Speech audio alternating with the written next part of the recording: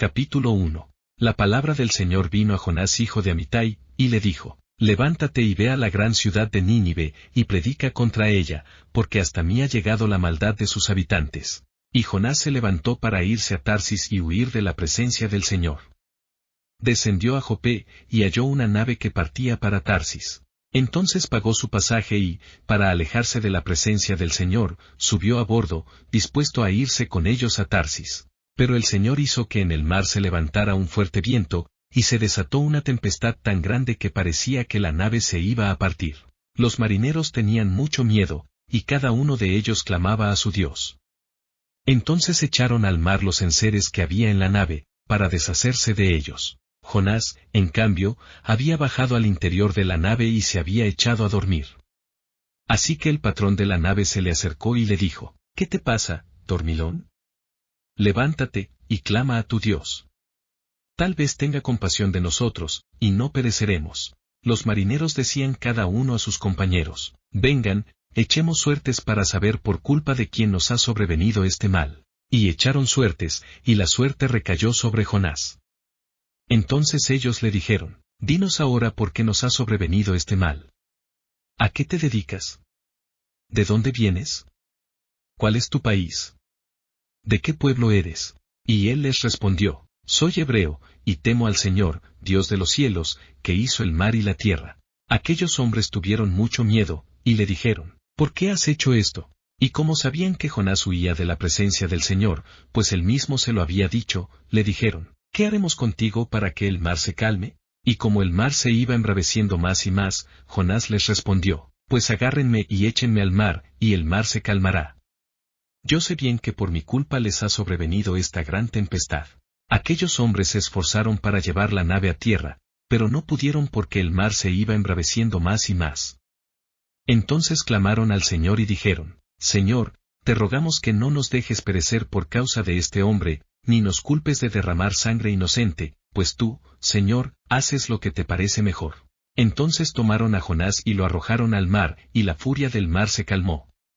Y aquellos hombres sintieron gran temor del Señor, y le ofrecieron un sacrificio y le hicieron votos. Pero el Señor tenía preparado un gran pez, para que se tragara a Jonás, y Jonás estuvo en el vientre del pez 3 días y 3 noches. Capítulo 2. Entonces Jonás oró al Señor su Dios desde el vientre del pez, y dijo: Señor, en mi angustia te invoqué, y tú me oíste. Desde el fondo del abismo clamé a ti, y tú escuchaste mi voz. Me echaste a las profundidades del mar, y las corrientes me rodearon. Todas tus ondas y tus olas pasaron sobre mí. Entonces dije: Me has desechado delante de tus ojos, pero todavía he de ver tu santo templo. Las aguas me rodearon hasta el cuello, y el abismo me envolvió. Las algas se enredaron en mi cabeza. Bajé hasta los cimientos de los montes. La tierra echó para siempre sus cerrojos sobre mí. Pero tú, mi Señor y Dios, rescataste mi vida del sepulcro. Cuando dentro de mí desfallecía mi alma, me acordé de ti, Señor, y mi oración llegó hasta ti, hasta tu santo templo. Los que siguen vanidades ilusorias, abandonan tu misericordia. Pero yo, con voz de alabanza, te ofreceré sacrificios y cumpliré mis promesas. La salvación es tuya, Señor.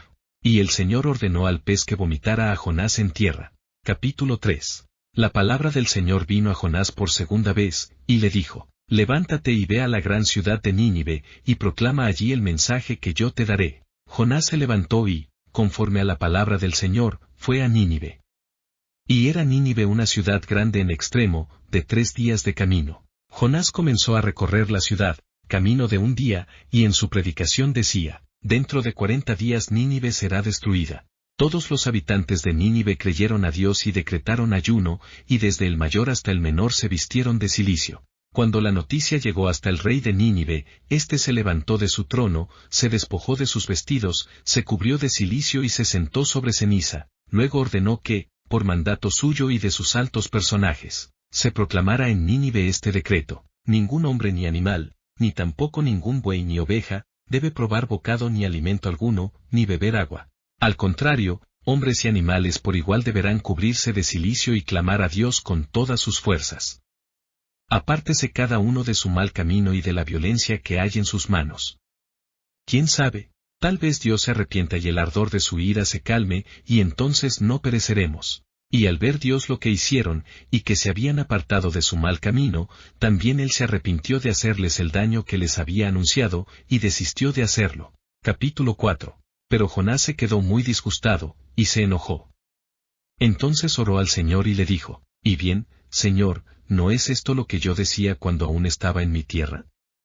Por eso me apresuré a huir a Tarsis. Ya sabía yo que tú eres un Dios clemente y piadoso, lento para la ira y grande en misericordia, y que te arrepientes del mal.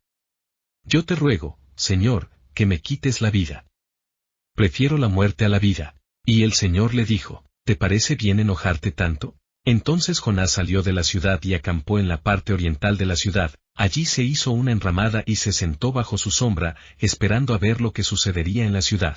Dios, el Señor, preparó una enredadera para que creciera por encima de Jonás y le hiciera sombra sobre la cabeza, y le quitara el malestar. Jonás se alegró en gran manera por la enredadera. Pero al día siguiente, al llegar el alba, Dios dispuso que un gusano dañara la enredadera, y ésta se marchitó. Además, Dios dispuso que al salir el sol soplara un fuerte viento solano, y el sol le dio a Jonás en la cabeza. Este casi se desmayaba, y hasta deseaba morirse.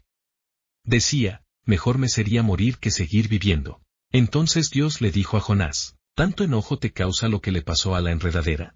Y él respondió, «Es tanto el enojo que me causa, que hasta quisiera morirme». Y el Señor le dijo, «Tú sientes lástima por la enredadera, por la cual no trabajaste, y a la cual no hiciste crecer, durante una noche creció, y a la noche siguiente dejó de existir. Y yo no habría de tener piedad de Nínive, esa gran ciudad con más de 120,000 habitantes que no saben distinguir cuál es su mano derecha y cuál su mano izquierda, y donde hay muchos animales».